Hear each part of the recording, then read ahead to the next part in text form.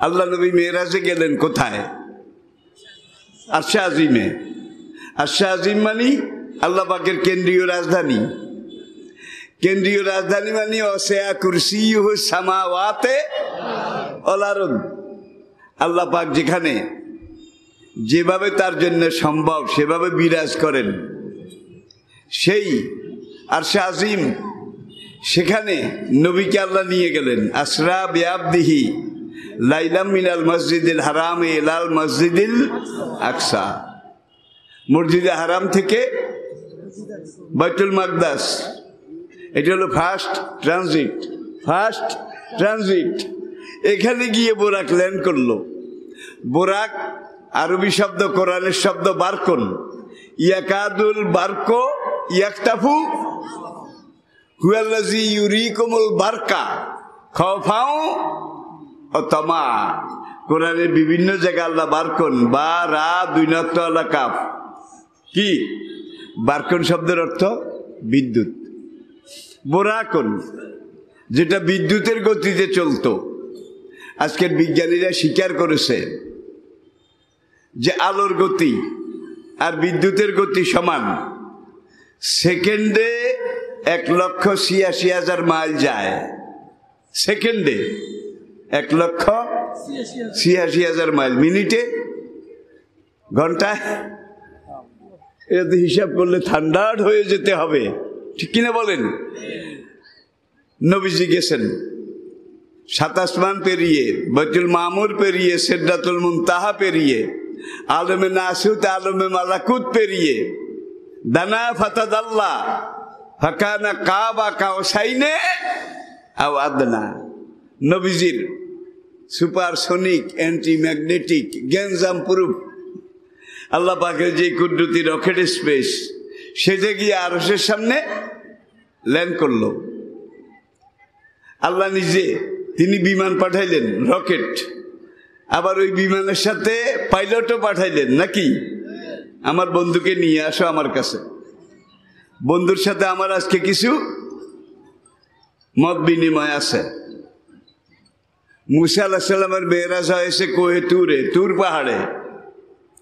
ঈসা আলাইহিস সালামের মেরাজ হয়েছে সারমন পর্বতে।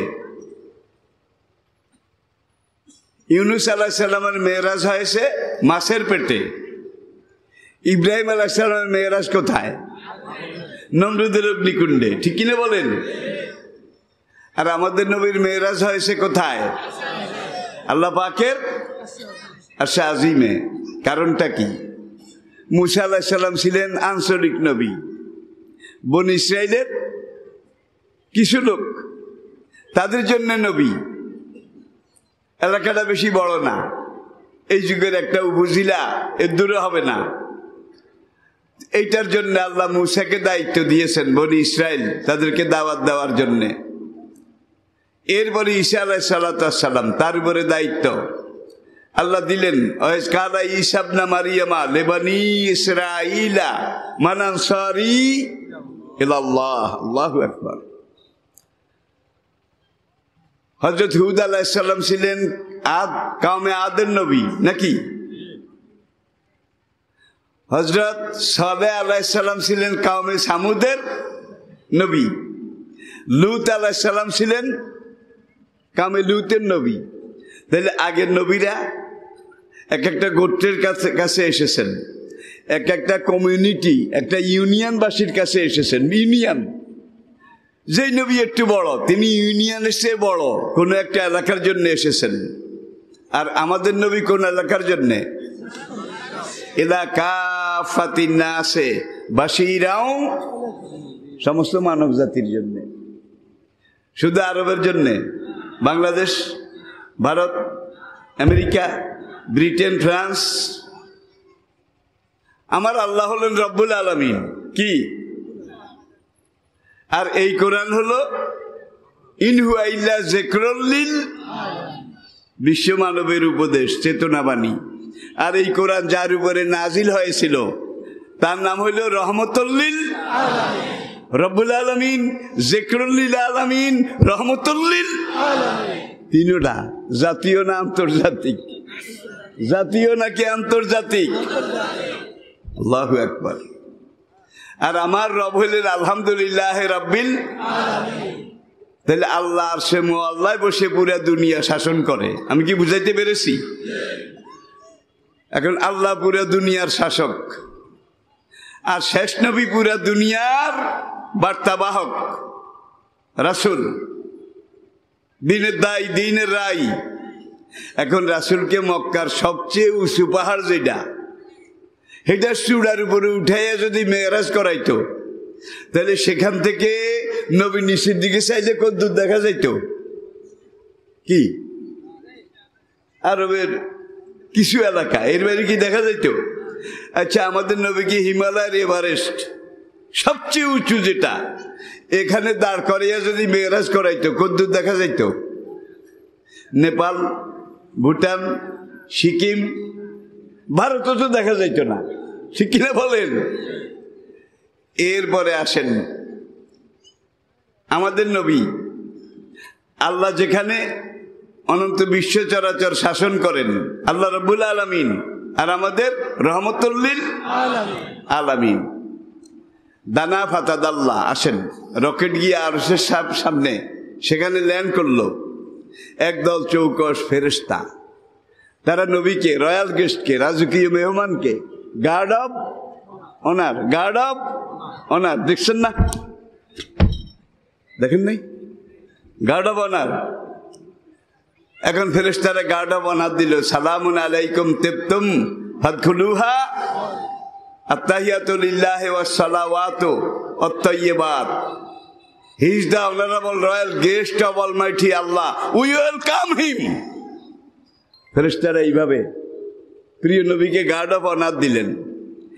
এইবার রব্বুল আলামিন তিনি বললেন, আসসালামু আলাইকা আইয়ুহান নবী।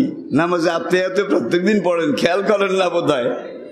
এইবার আরশের মালিক, ফেরেশতারা গার্ড অব অনার দেওয়ার পরে যখন তিনি রফরফ থেকে নামলেন, তখন আরশের মালিক বললেন, আসসালামু আলাইকা আইয়ুহান নবী ওয়া রাহমাতুল্লাহ। আর নবী জবাবে বললেন, আসসালামু আলাইনা ওয়া আলা। সালাম কালাম হয়ে গেল নাকি? হয়ে গেল।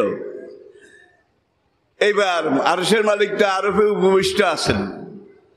এবার আরশের মালিক নবীজিকে ডাকেন, তাল এলাইয়া, তাল এলাইয়া, হে রাজকীয় মেহমান আপনি আমার কাছে আসুন।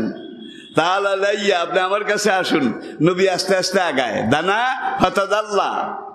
কোন মুফাসসির বলেছেন জিবরাইল, আর অধিকাংশ মুফাসসির নবীজি স্বয়ং। দানা ফাতাদাল্লাহ। আল্লাহ বলেন আরো কাছে, নবী আরো কাছে গেলেন। আল্লাহ বলেন আরো কাছে, নবী আরো কাছে গেলেন। এরপরে নবী একবারে আরশের সাথে গিয়ে লাগলেন। এইবার আরশের মালিক বললেন, আরো কাছে আসেন। শত হইল স্রষ্টা এবং সৃষ্টি, স্রষ্টা আর নবীজি সৃষ্টি, ঠিক কিনা বলেন? খালেক মাখলুক। এখন নবী আরশের সাথে লেগে গেলেন। আরশের মালিক এইবার আরো বলায়, আরো কাছে আসেন, আরো কাছে আসেন। নবীজি এই তো আইসি, কেন ডেকেছেন বলেন? কি আদেশ করবেন করুন, আমি তো এসে গেছি। এবার আরশের মালিক বললেন, আপনি যদি আমি আল্লাহর কুরসি, আমি আল্লাহর খোদাই সিংহাসন আরশের উপরে না উঠেন, আপনার মেরাজ হবে না।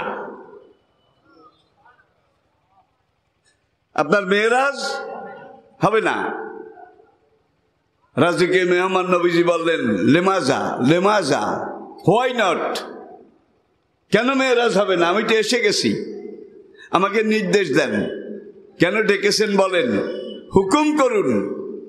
আরশের মালিক এইবার বললেন যে আপনি আরশের উপরে না উঠলে আপনার মেরাজ হবে না। যেই জন্য আপনাকে ডেকেছি সেই উদ্দেশ্য পূর্ণ হবে না। হুজুর বলেন কেন? যত বড় বিশ্ব চরাচরের আমি রব্বুল আলামিন, অত বড় বিশ্ব চরাচরের আপনি রহমতুল লিল আলামিন। আমার খোদাইর এলাকা যে দূর, আপনার নবুয়তের এলাকাও এর দূর। আল্লাহু আকবার। আমার খোদাইর এলাকা, প্রভুত্বের এলাকা যে দূর, আপনার নবুয়তের এলাকাও নাকি একটু বাদ আছে? রব্বুল আলামিন রহমতুল্লিল আল্লাহু আকবার। সুতরাং আপনার নবুয়তের এলাকা আপনাকে অবজার্ভ করাইতে হলে, পর্যবেক্ষণ করাইতে হলে আপনাকে এই আল্লাহর সিংহাসনের উপরে উঠতে হবে। তাহলে আপনাকে পুরো দুনিয়া দেখানো, আপনার কর্মক্ষেত্রে এলাকা দেখানো যাবে না। এই জন্য আমাদের নবীর মেরাজ কোথায় হয়েছে? যাক, মেরাজ শেষ, নবীজি ফিরে আসলেন। ফিরে আসার সময় বেহেশতে গেছেন, দোজখে গেছেন নাকি যান নাই? জিবরাইল নিয়ে গেছে গাইড হিসাবে, গাইড। জি ইয়া রাসূলুল্লাহ, এটা জান্নাতুল খুলদ, এটা জান্নাতুল মাওয়া, এটা জান্নাতুল নাঈম, এটা জান্নাতুল ফেরদাউস। এই যে দেখেন এরা কি সুখে আছে, এরা দুনিয়াতে আল্লাহর দ্বীন মেনেছে, আল্লাহ মেনেছে, আল্লাহ নবী পাঠানো নবী মেনেছে, এরা বেহেশতে এত সুষম সৌন্দর্যের মধ্যে আছে। আর ওই দেখেন বাম দিকে দোজখ, জাহান্নামে জ্বলন্ত আগুন সমুদ্রে চিৎকার করছে, পানি দাও, খানা দাও, পানি দাও, খানা দাও, জ্বলে গেলাম, পুড়ে গেলাম, মরে গেলাম। তখন বিভিন্ন পর্যায়ের জাহান্নামী তাদেরকে দেখাইলো যে একদল মানুষ একটা দিঘির মতো, একটা দিঘির মতো, সেই দিঘির পানিগুলো আসলে আগুন, পানিগুলো আসলে আগুন, আগুনের মতো উত্তপ্ত। কিছু লোক এর মধ্যে সাঁতার করে, সাঁতার দেয়। পাড়ে কিছু মানুষ বড় বড় পাথর নিয়ে এইভাবে খাড়াই রয়েছে। ওই মানুষগুলা সাঁতার দিয়ে যখন কাছে উঠে, পাড়ে উঠার চেষ্টা করে, তখন পাড়ের এরা ধড়াম করে মাথার উপরে ওই পাথর মারে। মারলে পাথর মাথাটা চূর্ণ বিচূর্ণ, একাকার মেসাকার হয়ে যায়। আল্লাহর হুকুমে আবার মাথাটা গোড়া হয়। গোড়া হইলে এইবার দিয়ে উঠা যাবে না, পাথর মারে, ওই পারে যাইয়া উঠ, ওই পারে গেলেও মারে, এই পারে গেলেও মারে, এই পারে গেলেও মারে। আর তাদের মাথা উহুদ পাহাড়ের মতো বড়। নবীজি দেখলেন, জিবরাইল দেখাইলেন। নবীজি দেখে বলেন, ইয়া আখি জিবরাইল মান হাউলা, ভাই জিবরাইল এরা কারা? এক একটা মাথা মসজিদের গম্বুজের মতো, উহুদ পাহাড়ের মতো। আর তাদেরকে এইভাবে বারবার মাথা চূর্ণ করে পাথর মেরে মেরে, এরা কারা? জিবরাইল বললেন, এরা আপনার উম্মতের 9টা মাতবার, 9টা সালিশদার। বুঝলেন নাই বোধহয়? সালিশ করতে যায়, গিয়ে বাদী বিবাদী এই দুজনে সালিশ করবে। তো এখন যার পক্ষে রায় দেবে তার সাথে একান্তে একটু কথা কয়, আমি কিন্তু সালিশের মধ্যে বইলে তোরে হেদাইম, গাইলাইম, তোরে চিল্লাইম, তুই কিছু মনে করিস না, এরপরে আমি তোর পক্ষে রায় দিয়ম। তাইলে অন্য মানুষেরা করবে, সালিশ সাহেব তো আসলে লিগের বিরুদ্ধে আসিল, যেই হেদান হেদাইছে, যেই বকন বকছে, এখন তার পক্ষে রায় দিছে, দেখছেন। এরপরে আবার আরেকজনরে কয় তুই ইয়া কর, আমারে 50,000 টাকা দে, 20,000 টাকা দে। মাদ্রাস সাহেব দিলে কি হবে? আমি রায় দিয়ম, তুই মানিস না, আমি রায় দেব, তুই মানিস না। এরকম সালিশ বোধ নাই, জোরে কর। আর এরকম সালিশ, আরে সালিশ করতে যায় সিগারেট ধরায়, জর্দা হাদা ফাতা বেশি দিয়ে পান খায়, পান খায় বারবার মুখে চুন লাগে আর চুন খায়। এরপরে সালিশ করতে যায় কাঁসা বোড় কয়, কাঁসা বোড় নাই বোধ হয়? ভাই রে ভাই, কি বোড় কয়? ওই যা খাসামা ফাজারা, কার সাথে মতের বিরোধিতা হলে কাঁসা বোড় কয়। ফাঁকানা মোনাফেকান খালেসান, নবী বলেন সে খালেস মোনাফেক, তার মোনাফেকির মধ্যে কোনো ভেজাল।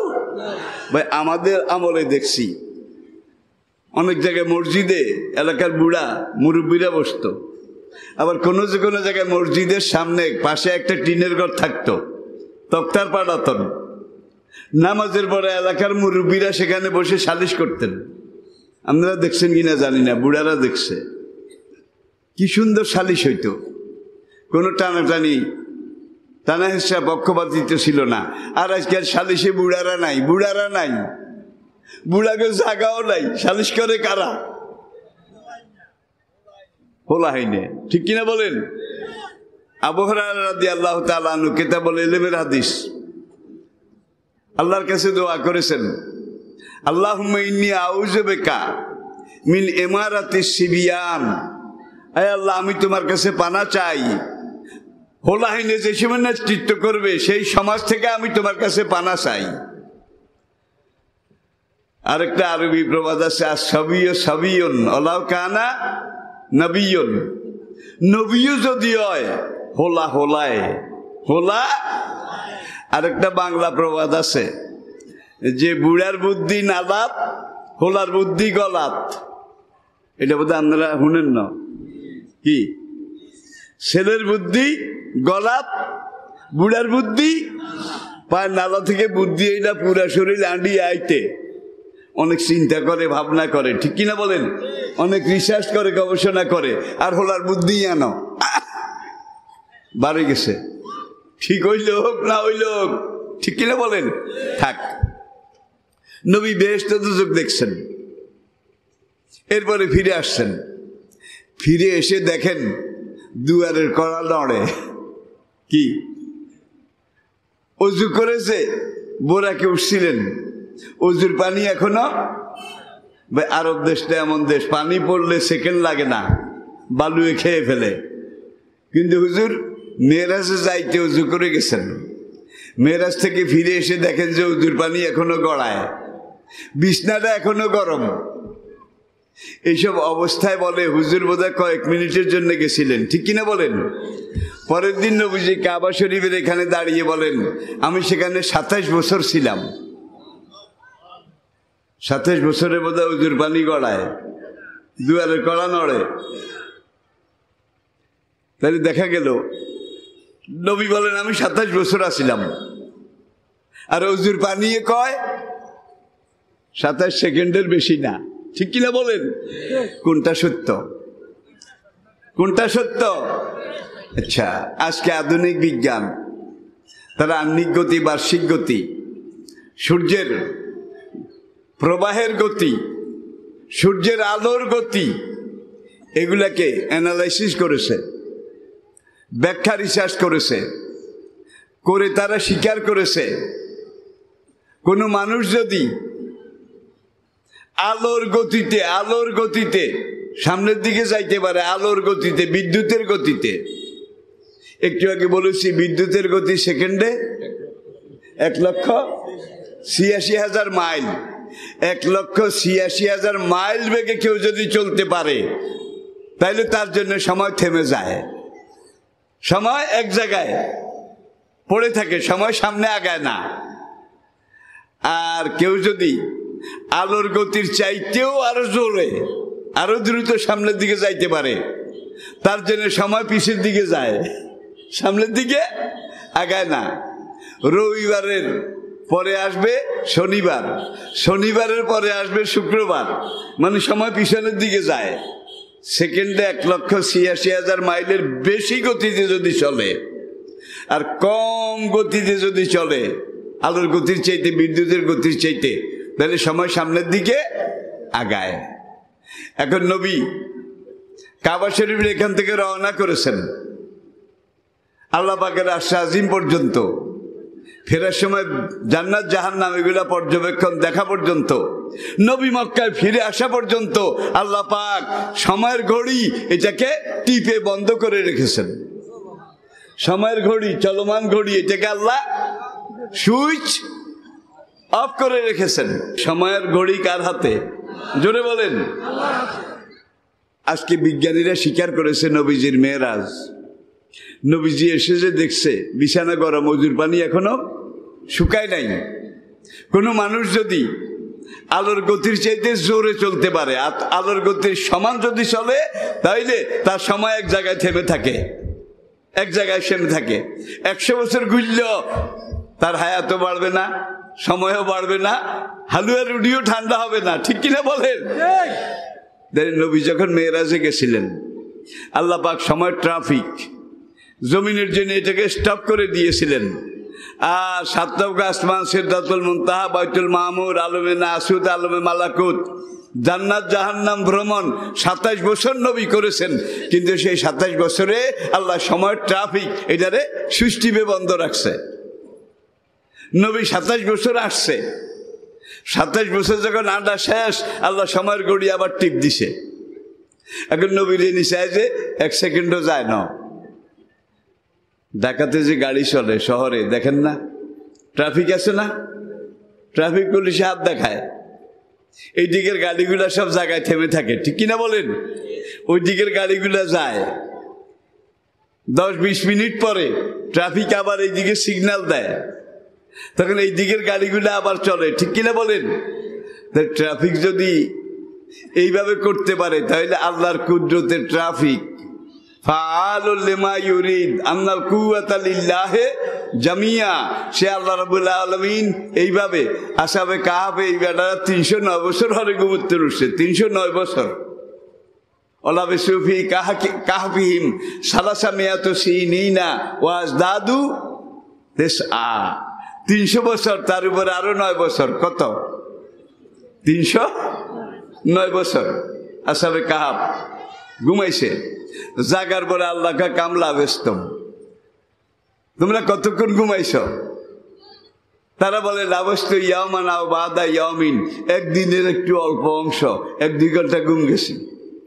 আল্লাহ কানা ওলাকিন লাবিসু ফি কাহফিহিম সালাসু মিয়াতি সিনিনা ওয়াজদাদু তিসআ, তোমরা এক ঘুমে পাহাড়ের গুহার মধ্যে 309 বছর আসিলা।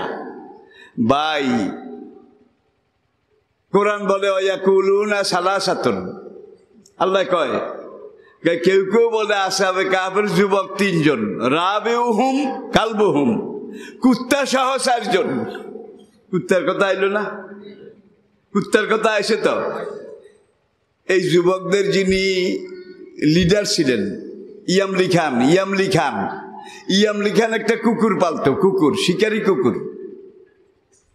হাদিসে কিতাব সাইদা জবাই, কুত্তা নাপাক, কোন জায়গায় কুত্তার লালা যদি লাগে নবী বলছেন 7 বার পানি দিয়ে ধো, শেষবার মাটি দিয়া কসলাইয়া ধো। আজকে কাউকে পাগলা কুত্তা যদি কামড়ায় জলাতঙ্ক রোগ হয় না? জলাতঙ্ক রোগ হওয়ার আগে তাদেরকে একটা ভ্যাকসিন দেয়, নাবির সেরুকিনের দিয়ে একটা ভ্যাকসিন। রাবেতা আলম ইসলামের এক ডাক্তার, কক্সবাজার, দোয়া পালং রাবেতা হাসপাতালে। আমি বললাম ভাই এই কুত্তার ভ্যাকসিন যে দেন, এই জিনিসটার আসলে মূল জিনিস কি? হুজুর আর কিছু নাই, মাটির মধ্যে যে 19টা উপাদান আছে মাটির মধ্যে, এই কুত্তার ভ্যাকসিনের মধ্যে 19টা উপাদান আছে মাটির। এটা আপনারা কেমনে এই ওষুধ ডাক্তাররা বানাইলো?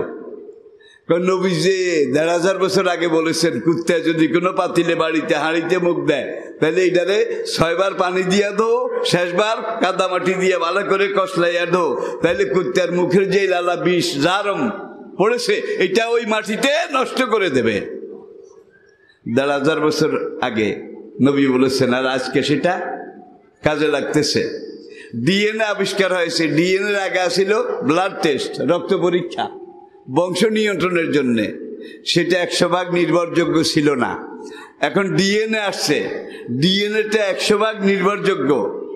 বাংলাদেশে একজন মানুষ, ভারতের একজন, মধ্যপ্রাচ্যের একজন, ল্যাটিন আমেরিকার একজন, কানাডার একজন, দুনিয়ার বিভিন্ন জায়গায়, লুইস সাগরের পশ্চিম পাড়ে সাহারার একজন কালা, যত মানুষের ডিএনএ আজ পর্যন্ত পরীক্ষা করেছে, যত মানুষের, কালা হোক, সুন্দর হোক, মুসলমান হোক, বেঈমান হোক, কাফের হোক, যত মানুষের ডিএনএ পরীক্ষা করেছে দেখা গেছে অমুক যার ডিএনএ, তার বাবা অমুক, তার বাবা অমুক, তার বাবা অমুক, তার বাবা অমুক, তার বাবা অমুক, এইভাবে এই লোকটার ডিএনএ আদমে গিয়ে মিলে গেছে। আদমে গিয়ে আজকে ডিএনএ বংশ নিরূপণের জন্য যে ডিএনএ পরীক্ষা টেস্ট করা হয়, যত মানুষের টেস্ট করা হয়েছে প্রত্যেক মানুষের ডিএনএ আদমে গিয়ে মিলেছে। আর আমাদের দেশের এই 1-2 পাগল, উল্টা পাগল, তাকে ডিএনএ বান্দরের মধ্যে যাই মিলছে। ঠিক? আল্লাহ আমাদেরকে বোঝার তৌফিক দান করুন।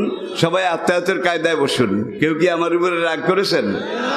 এই মাদ্রাসার উসিলায় বছরের অন্তত একটা মাহফিল পান্ত। আমার আগে যে 2 জন ওয়াজ করেছেন, একজন তো একদিকে মাওলানা যে বাঘা মাওলানা, বাঘা, আবার ডক্টর BM মফিজুর রহমান সাহেব। এনারা শুধু আলেম নয়, তাত্ত্বিক, দার্শনিক, এক একজন ইসলামের সমুদ্র। আমি তো বুড়া মানুষ, এখন তার কথা কইতে পারি না, আর জালিল ওমর। তারপরে আমি যেই কথাগুলো বলেছি প্রত্যেকটা কথা কিন্তু কোরআন থেকে বলেছি, নিজের একটা কথাও বলি নাই। এবং এক আয়াতের ব্যাখ্যা আরেক আয়াত, এক আয়াতের ব্যাখ্যা আরেক আয়াত, এটা হলো কোরআনের বৈশিষ্ট্য।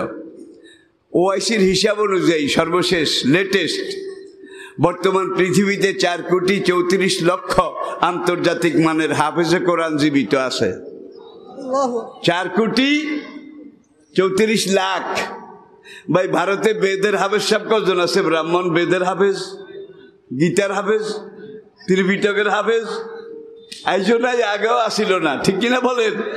পশ্চিমী দুনিয়া আমেরিকা ব্রিটেনে যান, সেখানে ইঞ্জিলের হাফেজ কয়জন আছে?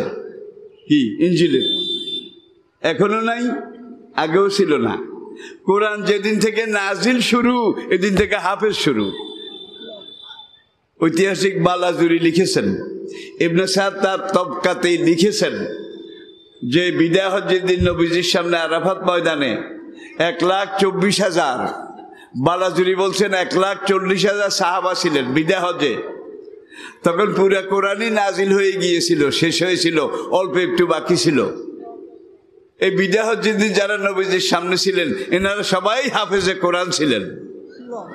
কোরআন মুখস্থ করা সবচেয়ে সহজ।